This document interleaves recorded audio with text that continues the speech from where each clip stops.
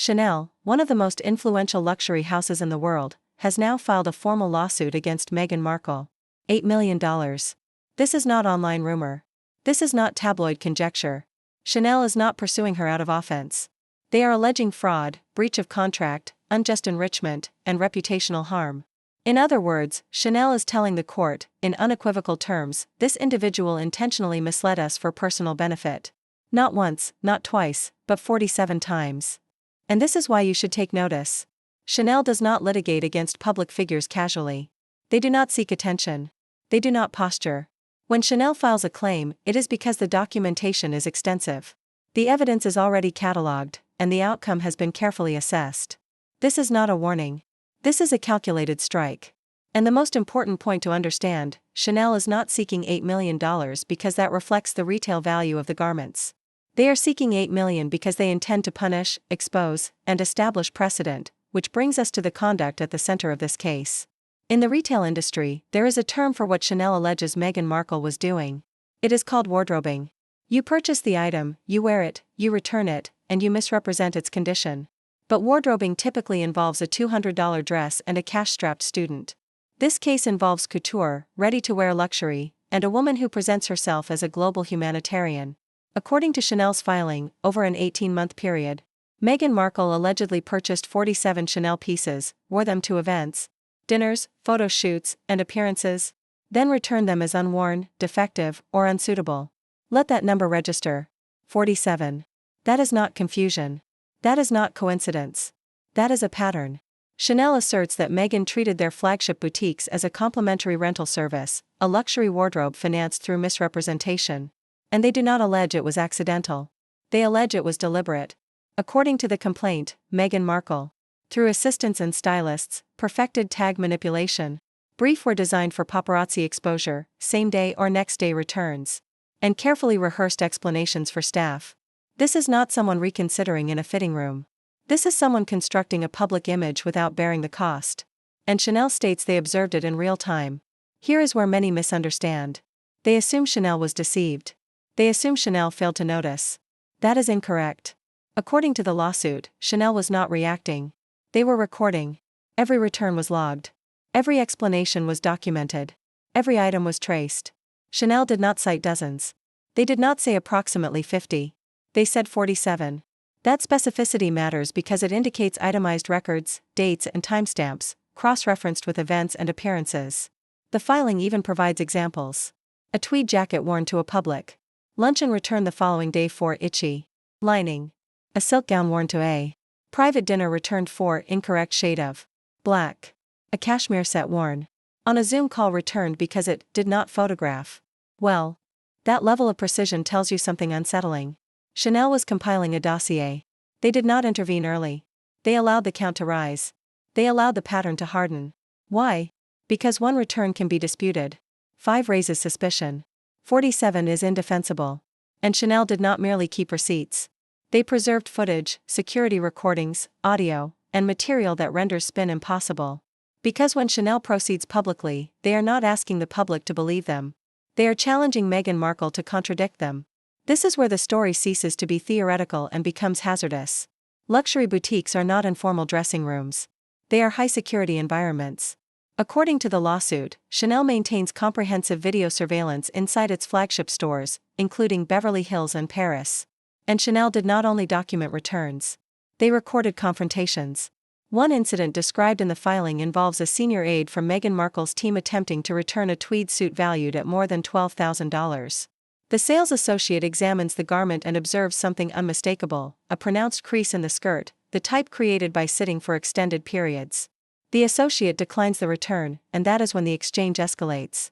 According to the lawsuit, audio from the store captures the aide raising her voice and stating, allegedly verbatim, "You do not say no to the Duchess." Then comes the warning. If the return is not processed, the aide allegedly cautions that Meghan Markle will accuse Chanel of selling defective merchandise and will damage the brand in the press. That is not consumer dissatisfaction. That is coercion. Chanel did not yield. They did not retaliate. They did something far more consequential. They preserved the recording. Because when a luxury house begins archiving audio, they are not preparing a refund. They are preparing litigation. If Chanel's surveillance cameras were the initial fracture, Netflix became the collapse. According to the complaint, Chanel's legal team subpoenaed raw, unaired footage from the Harry and Meghan production, not the edited episodes, not the broadcast cut, but the unfiltered material. Why? Because reality crews capture everything, including what people forget to conceal. Sources referenced in the filing allege the footage shows Meghan Markle being fitted for a gala appearance inside the Montecito residence. She is wearing a Chanel gown, and in the background, audible to recording equipment, a conversation occurs. They are not discussing removing the tag. They are discussing concealing it, tucking it into the lining, securing it with medical tape, ensuring it is not visible in photographs. Why? So the dress can be returned the following morning. And then someone jokes, allegedly, "Don't spill anything or we own it." That remark matters because humor exposes intent. You do not joke about returning an item unless returning it was always the plan. At that point, this ceases to be a misunderstanding and begins to resemble premeditated fraud captured on tape. And Chanel understood precisely what to do next. People believe fashion is superficial, Chanel does not. According to the lawsuit, Chanel operates internal laboratories that analyze high-value returns. When an item comes back labeled unworn, it is not returned to the sales floor. It is examined in detail. And what Chanel alleges they discovered is damning. On a white silk blouse returned as pristine, laboratory reports allegedly detected bronzer residue embedded in the collar fibers. Traces of perfume consistent with Meghan Markle's publicly stated signature scent. Skin cells. Hair follicles. Let us be absolutely clear. You do not inadvertently leave DNA on clothing you never wore. Chanel retained these garments. They preserved the samples. They maintained the chain of custody. That is why the lawsuit reads less like a commercial dispute and more like a forensic report from Rodeo Drive. At that stage, Chanel did not merely possess evidence of wear. They had evidence of misrepresentation. And then the human evidence began to speak. This operation did not function through one individual. According to the complaint, Chanel's case is built heavily on internal witnesses, people who were present. The first is a former wardrobe employee from Meghan Markle's team. This individual allegedly supplied precise dates of wear and return cycles, lists of specific pieces Meghan requested for specific engagements, and a detailed account of how tags were removed and later reattached. Here is the detail that carries the most weight. The lawsuit alleges Meghan's team purchased its own tag gun. That is not a household tool. That is professional retail equipment. They would remove Chanel tags to prevent visibility during events, then reattach them the following day before returning the items. Chanel observed something minute but decisive. The plastic fasteners on returned garments did not match factory specifications. That microscopic irregularity, a fragment of plastic worth less than a penny, unraveled the entire scheme. But then came the true breach. According to the filing, a prominent A-list actress, a former close associate of Meghan Markle, has cooperated with investigators. Not staff, not payroll, someone public.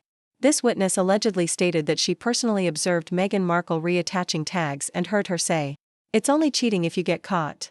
That remark, if entered into evidence, eliminates every remaining defense. It places the conduct directly in Meghan Markle's hands. Not an assistant. Not a rogue stylist. The Duchess herself. And from that moment, the walls began closing rapidly. This is where the story stops being fashion controversy and becomes a legal risk map. According to the lawsuit, Chanel is not merely accusing Meghan Markle of returning worn clothing. They are alleging she profited from the returns. Here is the structure as outlined.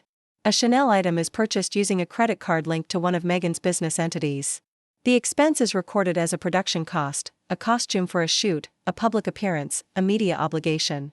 That is standard practice in entertainment. But the next day, the item is returned for a full refund. The funds are credited back to the account. And here is the question Chanel forces into the open. Was the tax deduction reversed? Because if the deduction remained while the refund was processed, that is not creative accounting.